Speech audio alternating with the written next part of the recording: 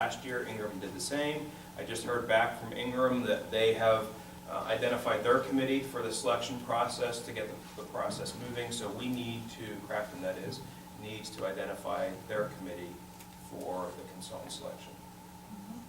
And my conversations with John is I'm hesitant to identify a committee for this project, knowing that the last grant recreation project is in some sort of, limbo. That, I'm not sure we're going forward with the recreation plan, so why would I put together a committee for a comprehensive plan for the same thing to happen? So that's, my preference is to wait on putting names forward for a committee until we see what we're doing with the recreation plan. They're two separate issues though, right? They're two separate issues, but they're of the same cloth.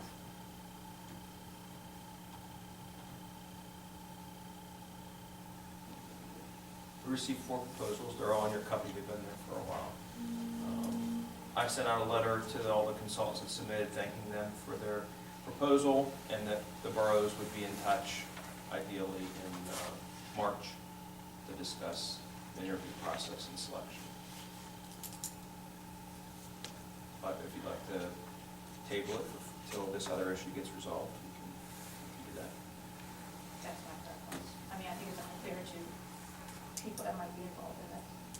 Well, I'm still, how are the two tied together? Why would we wait? Just because maybe some are not as interested in the whole project, maybe some are interested in the planning, the comprehensive plan and thing. I don't see how that's. I don't think tied waiting together. 2 weeks to see where this council goes with this initiative is asking a lot. I don't see how they're connected. I don't disagree with that, but I don't see how they're connected. They're connected because if we don't move forward with all the time and effort and money and participation by our residents in this initiative, why would anyone want to poll? why would anyone want to extend their time, effort? Well, you don't To know that. accomplish. There's two different, I'm- some people are I'm in passionate about agreement. parks and. I'm in agreement with you. I understand what you're saying, but I also feel like, we haven't had comprehensive planning for a really long time. When we first came on here, when I first came on the council, that was the big thing, that we don't have this, we don't have this, we don't have this. And so now we're at a point where we've reached out to Ingram and other boroughs, and so I'm not sure why we aren't moving forward. I'm not disagreeing with moving forward, I'm just saying, can we offer the extension to see where council is going with this piece that ultimately the rec piece ties into the overall comprehensive plan for the borough. So if we can't do a small piece, why are we gonna do a big piece?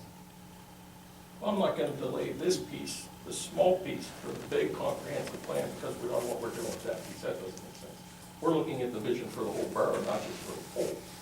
So, I don't I see guess that. what I'm And saying is and if it's we can't more do the than small just piece. it's more than just Right. recreation, but, What do we need? Do we need action tonight, John? No, no. They're not gonna And work. by, or Joe could just name the committee people and we can move on, right? Yeah, I just need a committee to be able to report to the funding sources that we have a committee in place, tell Ingram we have a committee in place, set up a meeting and interview consultants. Well, that's. Who would be the funding sources, the same funding sources for the pool? No, to the county and State. a different state agency. Yeah, we did the county and the state VIP program. So there's all committees that's at the leisure of the president of the council, so. Okay. Which still gets us to the 2 weeks from now. Well, there you go. Okay, moving on then to public safety. I'll entertain a motion to approve the hire of James W. Cunningham and William M. Mickles for the position of part-time substitute school crossing guard. So, Second. Any discussion? Hearing no discussion, all in favor? aye. All opposed? Moving on then to the Crafton Volunteer Fire Department major equipment purchase. Mike, would you like to speak to this? Sure. Do we want a motion or do we? speak to it beforehand. In the past, we've spoken to it before, but I can motion first. Well, we speak to it. This motion It's okay, is because for, if they have questions, they have to wait. yeah. I'll entertain a motion to approve the purchase of foam prom foam system from FAST of Allegheny Mountains. Mountains LLC for an amount not to exceed $13,920. So moved. Second. That was a typo. It's Foam Pro. Oh, pro, okay. What this would be is to add a foam system on the C-grade pumper. It's currently the only one without the foam system. With putting the foam on, it gives more versatility to its use in mainly structure fire, Class A fires. With sometimes limited manpower, it gives you, 8 to 10 times the water ability, the BTU absorption ability, because it makes water wetter, if you can understand. If you put water on wood, it's, a lot of times will beat up. This actually pulls it in and helps extinguish Class A fires, so that's what that motion is going to be doing, is to add that to engine 6. And there's limited availability in terms of, Yes, there's limited availability we've made a couple phone calls throughout PA Fireman Magazine to people that do this type of work, and it's bring it out towards Harrisburg. These guys are actually in Somerset, so it's not that close. They came down to the station, and another vendor was much higher, so it's kind of limited to what we have. And that was explained in the email also. And we budgeted for this. Yes. Any other questions for Mike? Hearing no further discussion, then all in favor? Aye. And all opposed? Motion carries then. And we will move on to a discussion regarding emergency medical services. And I believe, Fred, you're gonna speak to this? Yes, a contract is about to expire with REMS for our ambulance service. We've had meetings and discussions, and I think that next month, in 2 weeks, we're going to present a motion for council to approve this borough turning over our emergency medical service to the fire department and be administered by our Crafton Volunteer Fire Department. We've already had some discussions about some oversight that's needed, and we'll take a formal vote in 2 weeks to move in that direction.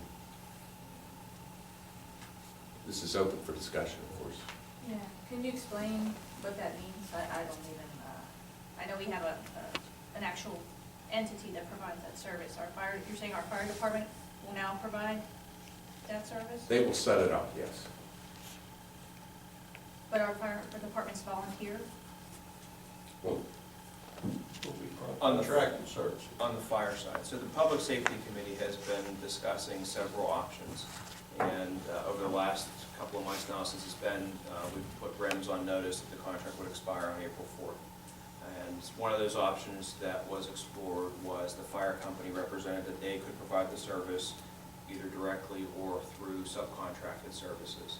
And what the committee would like to advance to council, as Fred said, is authorization for the fire company or for Borough Council to enter into a contract with the fire company to provide that service.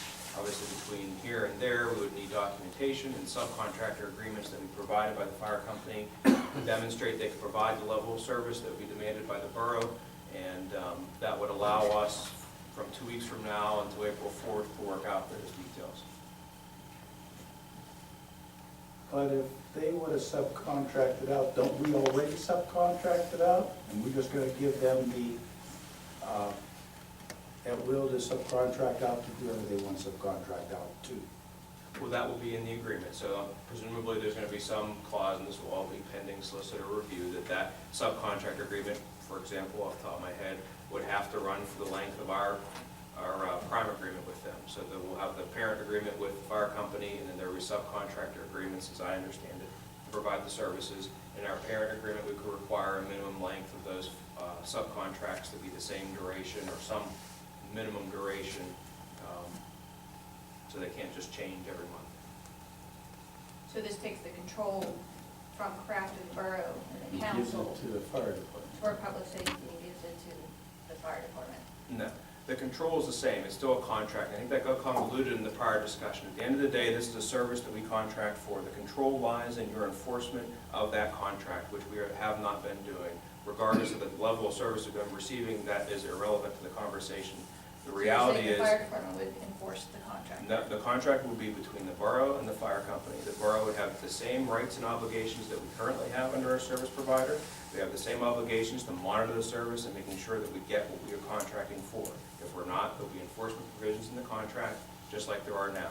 So whether it was REMS, STEMS, FLEMS, whatever, fire company, it's all the same, it's all a contract, spells out what level of service we demand.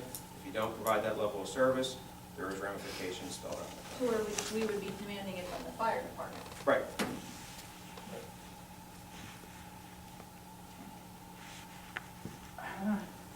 You know, it's just adding more steps into what we already got. Not necessarily, because it also fits into the bigger picture of the comprehensive plan, if we can get that moving, fits into a bigger consolidation plan with respect to borough services between Crafton and Ingram, which has been advocated by state agencies, long discussed, and there are already some individual projects that are happening on a regular basis between the two boroughs. Comprehensive plan will provide that overall umbrella to further advance that, be more efficient with the borough funds between the two boroughs. Public safety is one piece of that, and the fire company has already been under study for consolidation, and this would fit perfectly into that overall umbrella. Whether it's directly with the fire company, and then evolves from there to be some overall umbrella agency that will provide public safety, that fits into the bigger picture of collaboration between the two boroughs, that's yet to be seen. This would be one step in that right direction.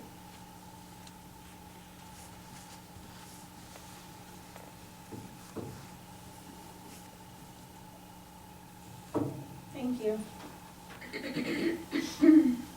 Moving on then to Public Works.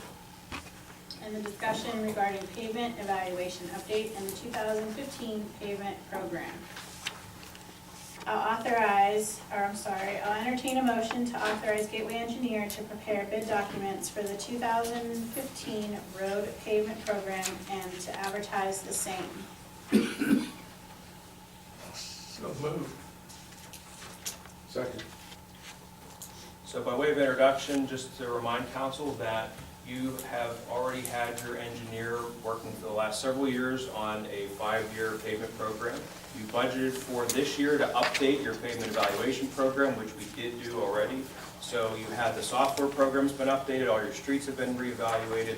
Your borough engineer has looked at every street, literally every single street, and evaluated them and made a recommendation in terms of what projects would be included for paving this year. The interim director of borough services, in his experience, has also looked at that list and made recommendations for changes. So there's been lots of eyes on this list. We're hoping that council, through some discussion tonight, can recommend some tweaks and we can actually move forward in getting this on the street and a recommended timeframe, which would be sooner than later.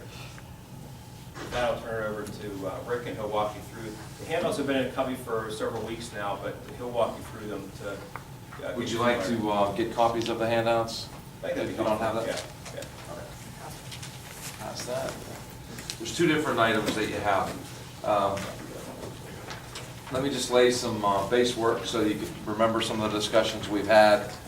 One of the main things to remember is that when you pave a street, when you mill and pave a street, you have to update the handicap ramps to the current ADA regulations. So that turns out to be a big expense. As a matter of fact, as it relates to your $350,000 budget for paving, we're estimating about $75,000 will be needed to pay for the ADA handicap ramp upgrades on those streets. Now, with that being said, do we have to bid that work, or can our public works do that work? Your public works can do that work if they're capable of doing it.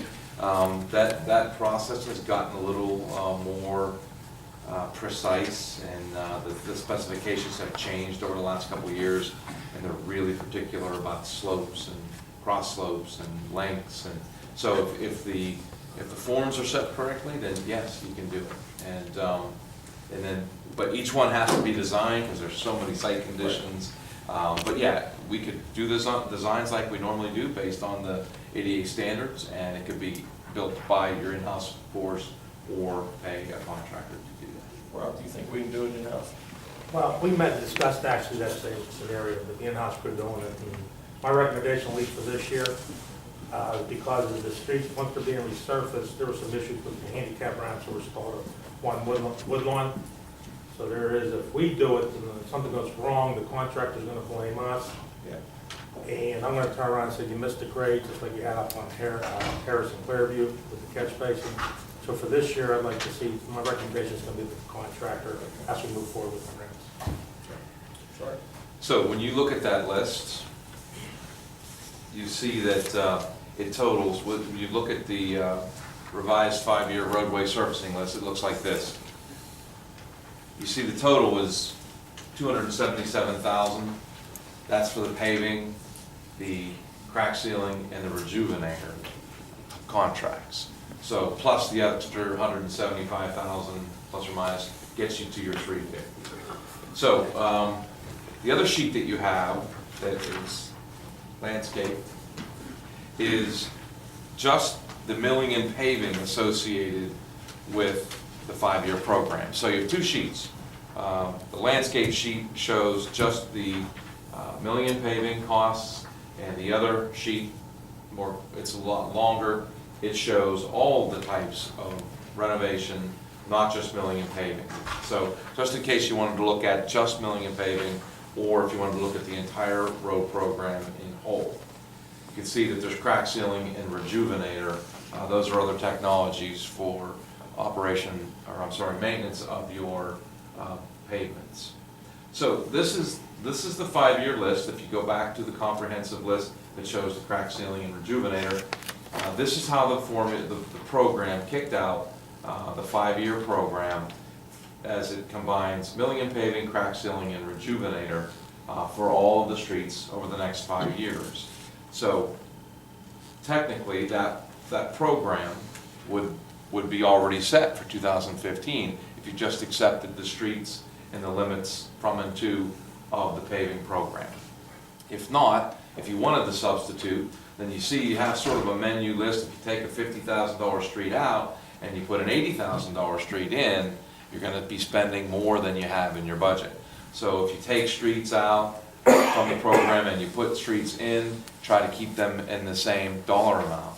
I'd also say be careful about taking crack sealing work out and replacing it with milling and paving. I would try to keep the same proportion that the software came up with in crack sealing and rejuvenator, so that we don't, the temptation's just to mill and pave. And that's not the best way to spend your money. There are roads that you should mill and pave. There are also roads that don't need milled and paved. And if we spend a little bit of money on rejuvenator or crack sealing, we can extend that life of that road and avoid milling and paving too soon. So that's really all I have to say. If you want to proceed with the list of the year 1 streets, we can do that very easily. If there's some discussion about other streets that need to be moved up in priority, I would say if you do that, you would just look at the streets in the 5-year program. I think if you reach outside the 5-year program, that sort of defeats the purpose of having one. I'll say too that Ewing is not included here and Clearview is not included here. Ewing needs its own discussion and its own evaluation, I believe, and Clearview is the next item agenda here to discuss that also is kept off here. Are there other Short streets? tiers as well. Short tiers. Why was short tiers left? Potential work with the city. That's right. Yeah, Churches Avenue actually is it's split down the middle between the Grafton Borough and the city of Pittsburgh. It's my understanding that the city of Pittsburgh has plans to pave the whole street. I know back in, I guess it was 2000, the borough did a joint venture with the city of Pittsburgh. The city paved it using their equipment, machinery, and manpower, and the borough reimbursed them for the asphalt. It's my understanding that the city had it on its plan for 2014 to do a mill and pave on the whole Churches Avenue because of Saloni's and the busway being city of Pittsburgh entities. So I recommend leaving that off. there is a possible grant available for a road like that, hazardous road grant, where infiltration of streams and creeks, the state will help out to reconstruct a street like that where there's infiltration of impediments off the street into the creek. Grafton could move forward with it, but then again, it's a city and Grafton street, so it'd be a little difficult to get that grant moving forward. Ewing, I have asked Gateway to come up with a geotechnical study on different sections of Ewing to see if it's feasible to reopen that.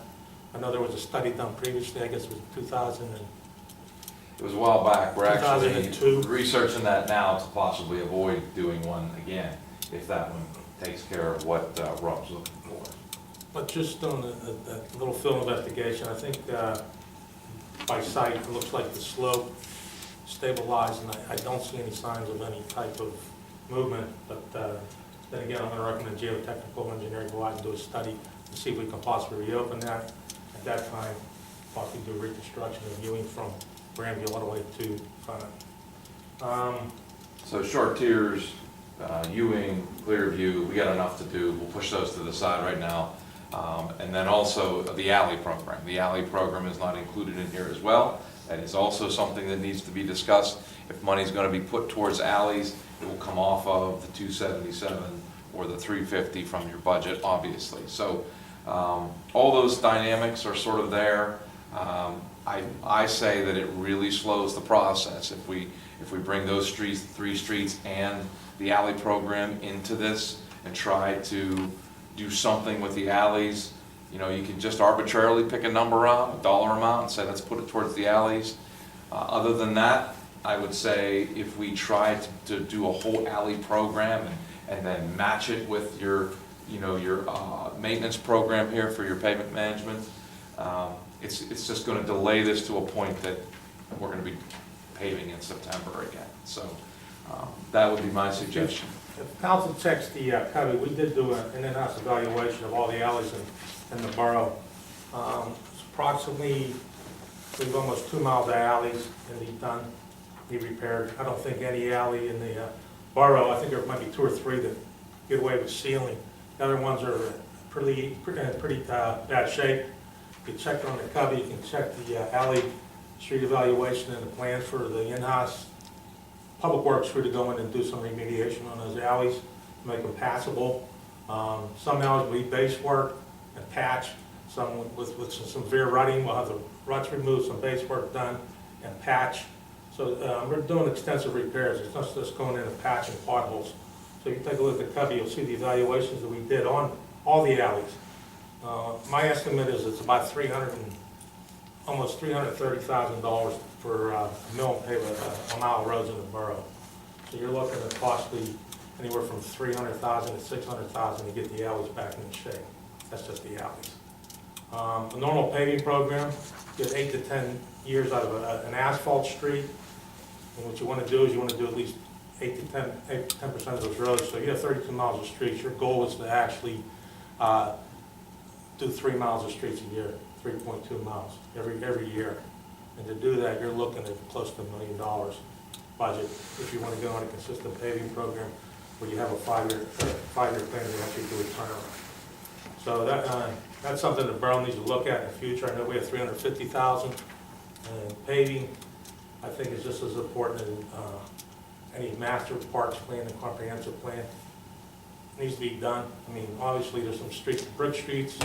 You have about 10 miles of brick streets in the borough. And I don't know how much work has been done in the past, but I think in 2016, working with the engineer and myself to move forward with some type of brick rehabilitation plan. I included some work in the in-house plan to work off of McMunn, one treacherous, one bad intersection at McMunn and Haldane, where there's pulling water, ice situation, and actually some severe rutting and heaving of the brickwork. That's going to be done this year, in-house crew. With concrete, take the brick out, and we're going to put a concrete intersection in there. But as you look at that evaluation and street plan for the Public Works Department, have any questions or any comments about it, go forward. Please feel free to contact me and discuss it. There's a pretty good extensive plan for the alley work, rehab, and some secondary streets. A normal pothole patching, of course, throughout the year. So from where I'm sitting, in terms of sitting through discussions between these two guys related to the overall program, is you're in a pretty good spot. I mean, you've finished your last 5-year plan, you increased your budget for this year for road paving from 350 to 375, so you've got a couple extra bucks to spend. You're moving forward, you've got a new plan in place, you've updated the whole road evaluation system, and you've got a plan for the bigger ticket items for Ewing. Rob and Rick talked about that, and Chartiers, and whatever the third, the alley program. Rob's already got a handle on that and how we might want to consider folding that in over time. So it seems like things are lining up and you're in a good spot. That said, are there any specific suggestions or changes you'd like to have the engineers consider? Rick, I'd just like to say, I get a call weekly about Ewing Road. Is there any way to expedite that, see what we can do there? If we can get that road open, I mean, citizens are really concerned about that, and I don't know what to tell them anymore.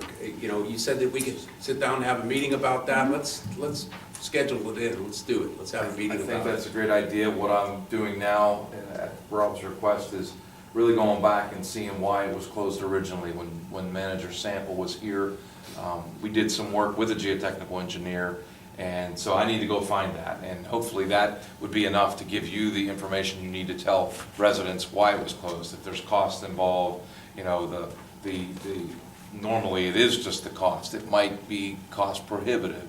Or at least it was for that council to open the road. The road was physically and is physically collapsing in certain portions. And so it was closed, not necessarily at the point of collapse, but it was closed at logical points, you know, so the residents could get access. But it certainly cuts off the entire use of the road. So the answer is, we're looking right now at what the work that was done several years ago. We'll review that and bring it back. That geo study was how many years ago? 14 years ago or something? No, I think it was probably just about 5 years, maybe a little more. On my desk. Oh, So yeah. our goal is, we're all getting those calls, and we're certainly appreciative and sensitive to residents' concern and the inconvenience. And so our goal here is to be able to definitively answer why it was closed, if it needs to be closed, and be able to bring to council some plan of action if you'd like to even consider fixing it, whether it's $1 million fix or whether it's a $50,000 fix. At least you know what your options are, and Rob is working with Gateway on getting that. Okay, thank you. Yes, we will expedite that, though, I understand. I had made early last year about the condition of Ewing Road and the fact that it had gone several years without any maintenance work, pothole patching or anything. And up until late last year, when finally there was some attention to that area between Promenade and where the Meyer Middleton is, there was somebody actually started to, get an eye on it and going in there and patching that. I mean, you walk that or ride that, it was deplorable, and the borough ignored it for years. Now, when they closed that road in Council, because of the geo study that they were feeling that whole section below, let's say, off of where Woodlawn would end and you would, that whole section was gonna go down. At that time, Council decided that it was cost prohibitive to enter into because they talked about the drainage, the hillside runoff that was causing that the water came down and then it went across the road and was washing the hillside out. And to properly fix that at the time was gonna require a total drainage system and everything else. And Yeah, I remember that now. I think you Yeah, I remember that now, yeah. And the council just threw their hands up at that point and said, we can't afford to do that. What's the easiest remedy?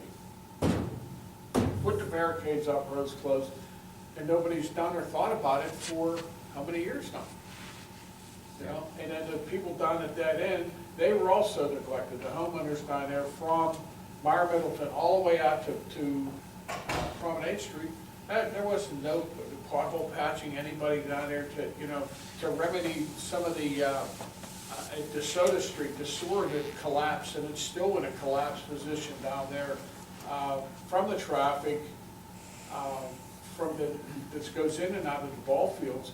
And that could be an in-house project to fix that, where all that water drains and it can't go anywhere. There's something clogged and it just sits there.